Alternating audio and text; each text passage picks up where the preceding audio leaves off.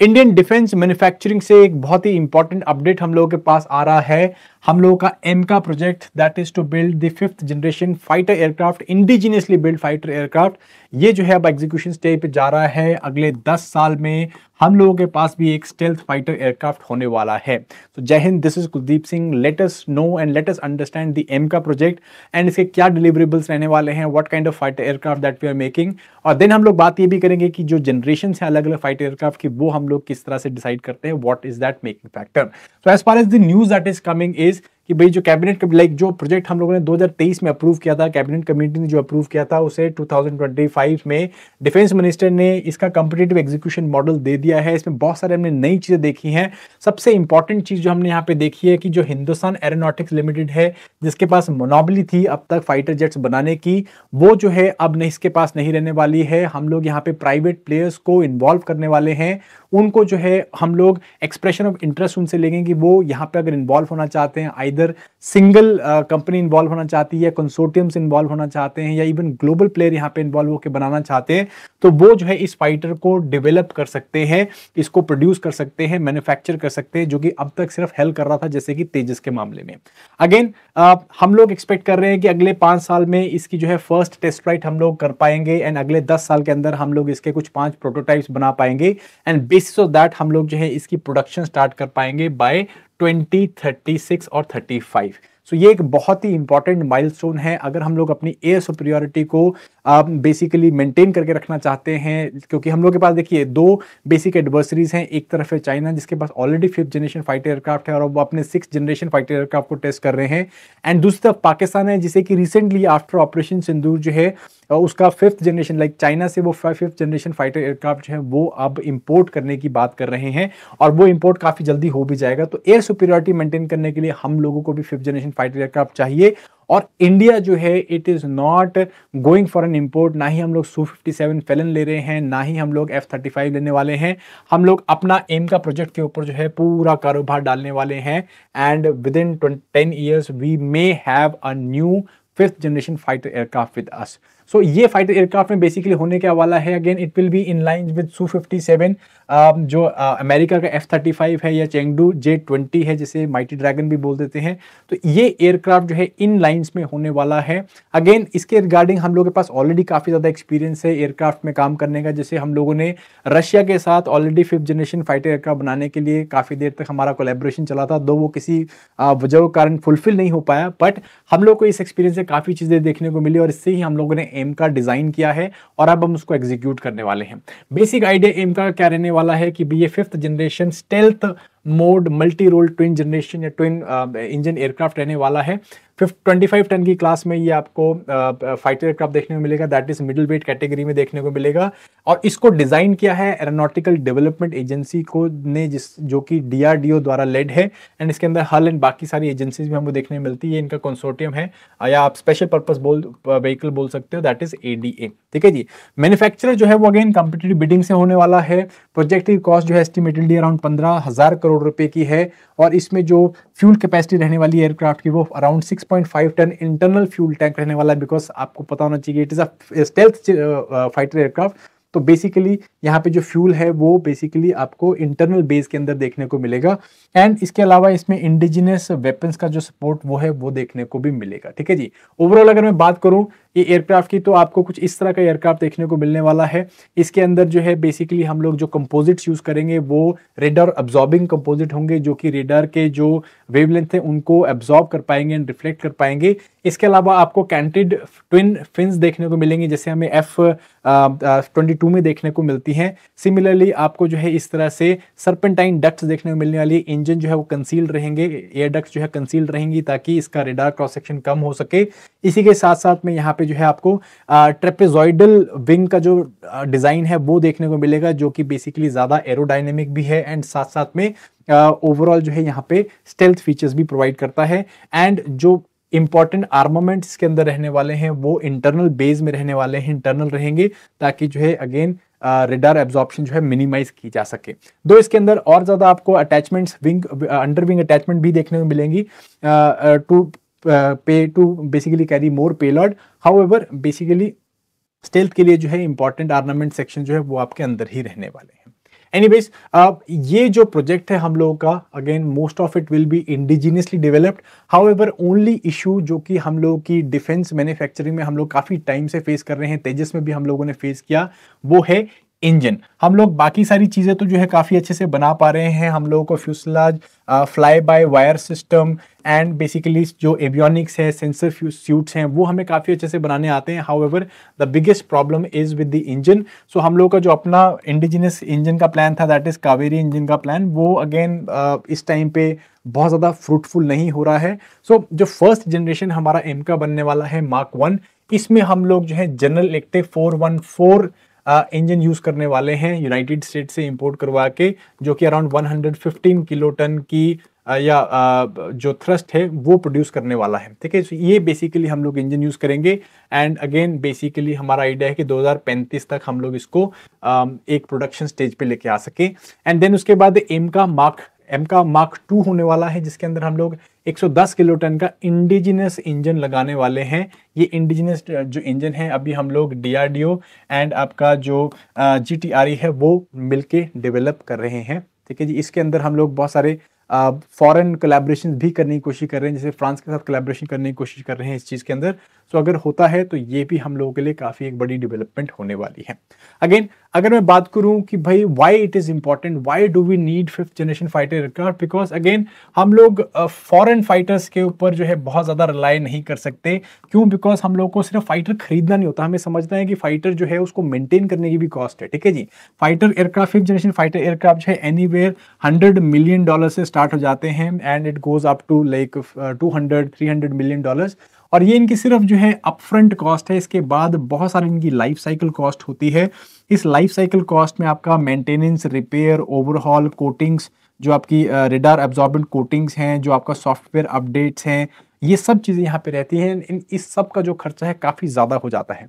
इसके साथ साथ में ये जब एयरक्राफ्ट्स हैं, जब इनके सॉफ्टवेयर अपडेट किए जाते हैं, तो बेसिकली जो होम कंट्री है जहाँ पे लाइक जिससे मैन्युफैक्चर हमने करवाया है, उसके पास बहुत सारा क्रिटिकल डेटा भी जाता है हम लोग के फ्लाइट ऑपरेशंस का, हम लोग के ऑपरेशनल एस्पेक्ट्स का, जो कि हम लोगों के लिए एक नेगेटिव एस्पेक्ट है। तो बेसिकली हम लोग क्या करना चाहते हैं, हम लोग अपना डिपेंडेंस जो है वो रिड्यूस करना चाहते हैं फॉरेन फाइटर्स के ऊपर।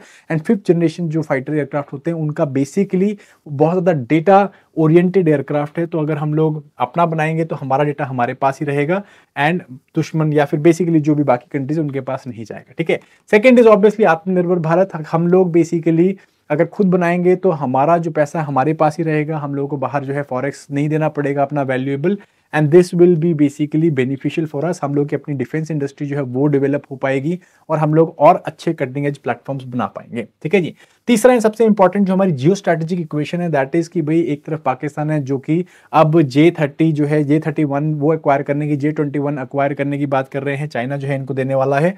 और चाइना के पास तो ऑब्वियसली 5th से 6th जनरेशन एयरक्राफ्ट जो है वो टेस्ट कर रहे हैं। तो अगेन हमारे को एक एयर सुपीरियरिटी के लिए इसको होना बहुत ज्यादा जरूरी हो जाता है। ठीक है जी, and obviously we will be in the elite club of nation जिनके पास develop 5th generation fighter aircraft होगा, जो कि बहुत ही कम देशों के पास है। ठीक है, तो ये बेसिकली हमारा आइडिया है as far as the aim का is concern. Now one important thing is कि भाई how do we decide the generation decide कैसे की जाती है फाइटर एयरक्राफ्ट की, how do we know that this what is first generation, second generation, 5th generation, हम 4.5 की बात भी कर रहे हैं तो वो क्या चीज है। ठीक है जी, सो इसको इस तरह से समझिए कि जब भी फाइटर जेट्स, जो जेट्स होते हैं या फाइटर्स होते हैं, ये बेसिकली वो एयरक्राफ्ट है जो कि एयर में फाइटिंग कर रहे हैं और एयर सुपीरियरिटी बनाने की कोशिश करते हैं, ये दूसरे फाइटर्स के साथ लड़ाई करते हैं, उनको डाउन करते हैं ताकि एयर में जो है फ्रेंडली फोर्सेस रह सके।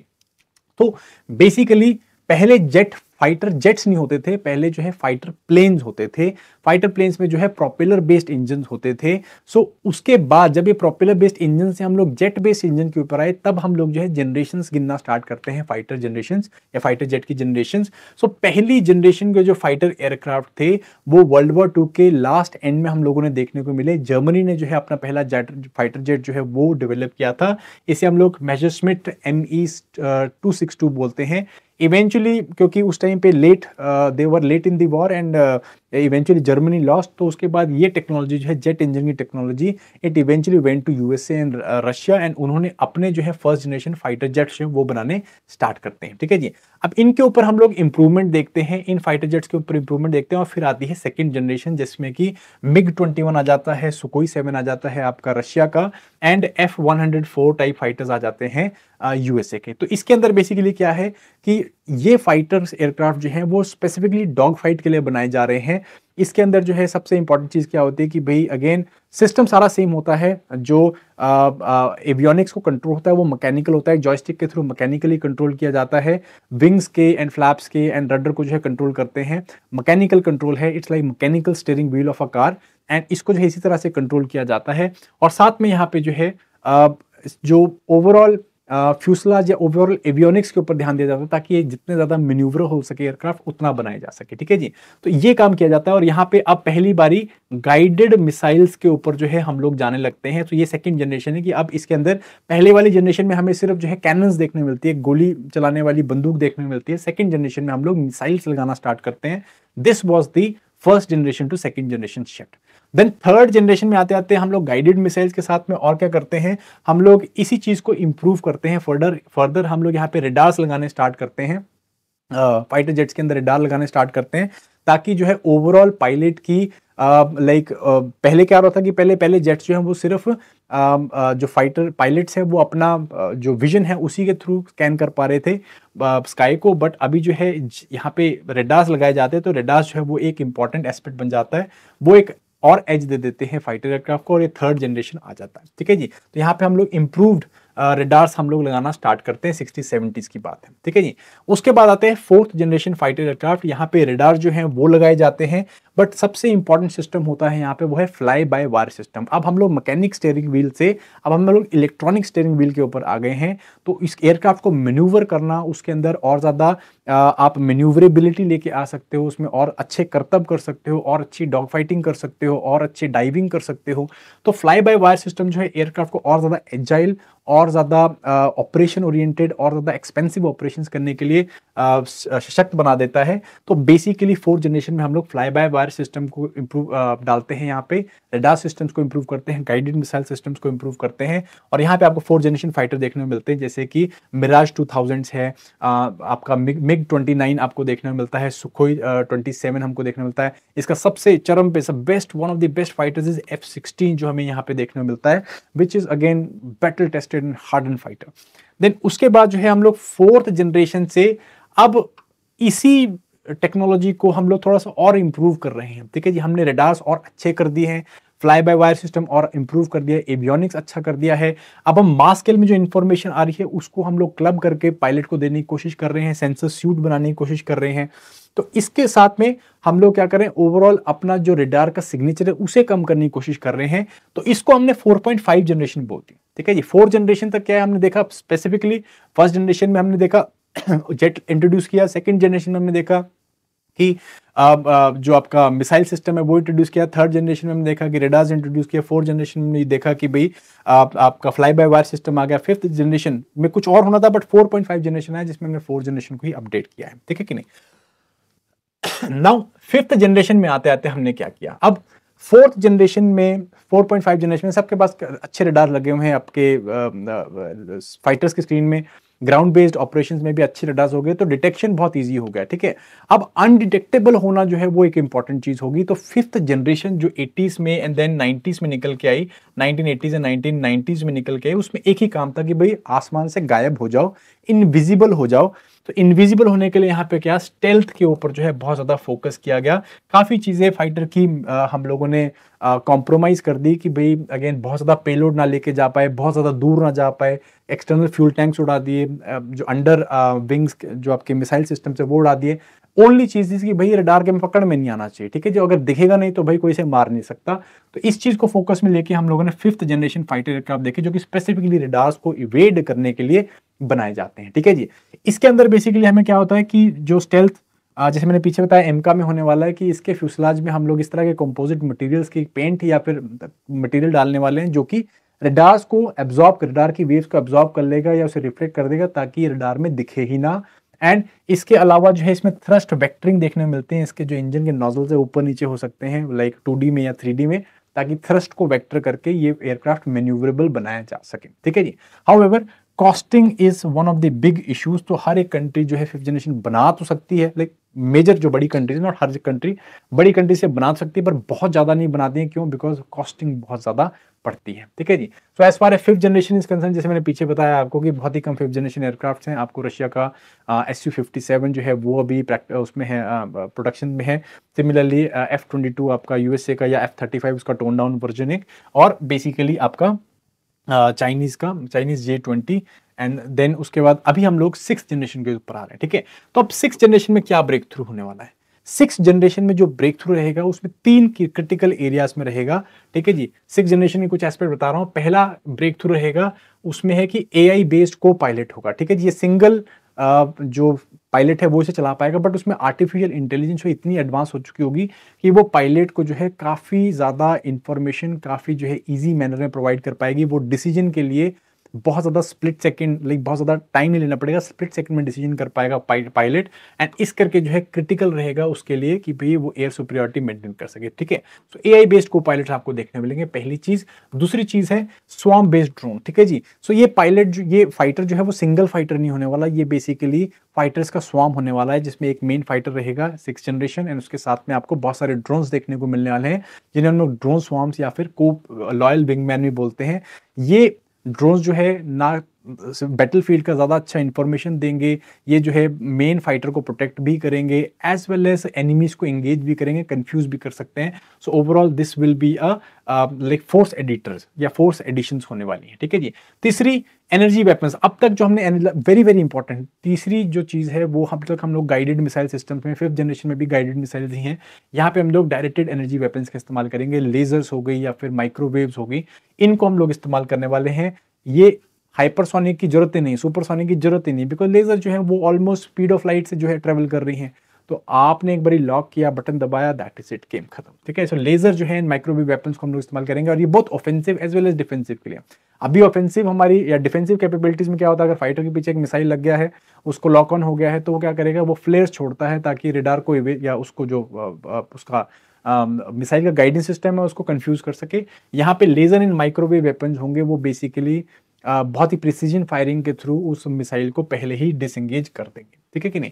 हाइपरसोनिक वेपनरी होने वाली है। इसके अलावा एडवांस्ड इंजन होंगे जो कि एडेप्टिव थ्रस्ट कंट्रोल कर पाएंगे, जिससे कि अगेन क्रूज कंट्रोलिंग, बहुत ही कम फ्यूल के अंदर भी हम लोग बहुत अच्छी स्पीड कैप्चर कर पाएंगे, एज वेल एज हम लोग cruise controlling and variable thrusting वो भी कर पाएंगे, ठीक है जी।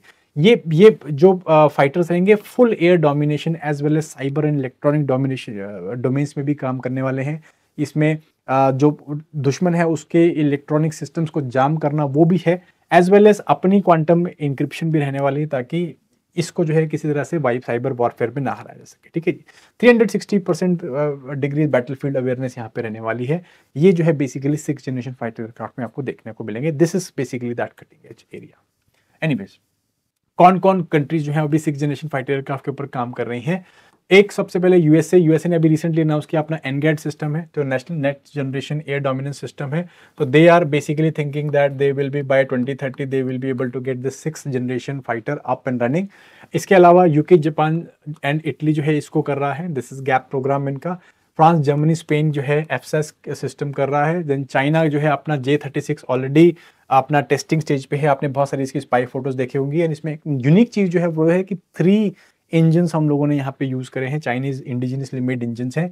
This is basically NGAD. Russia भी जो है अपना MiG-41 के ऊपर काम कर रहा है। तो 6th जनरेशन के ऊपर काफी कंट्रीज काम कर रही हैं, कई कंट्रीज कंसोर्टियम में काम कर रही हैं, because it is very difficult and is very costly to make 6th generation fighter aircraft. However again बात वही आ जाती है कि why we are all doing this, it is because कि एयर सुपीरियरिटी जो है it is a constant and it is an evolving arena, और इसको अंदर बार बार जो है इम्प्रूवमेंट्स करनी पड़ती हैं, और तब तक इम्प्रूवमेंट करते रहेंगे तभी तक एयर सुपीरियरिटी मेंटेन रहती है। That is what is these countries doing and that is what India is looking for। AMCA project जो है इसी चीज के ऊपर हम लोग आगे बढ़ रहे हैं। 4.5 generation we have got, 4th generation we have got, हमने अपना बना लिया। Right now we need a 5th generation fighter aircraft and we are not purchasing it from different countries, we are making it our own, and that is a big thing. So I hope you people found this news piece interesting. Thank you very much. See you next time. Bye bye.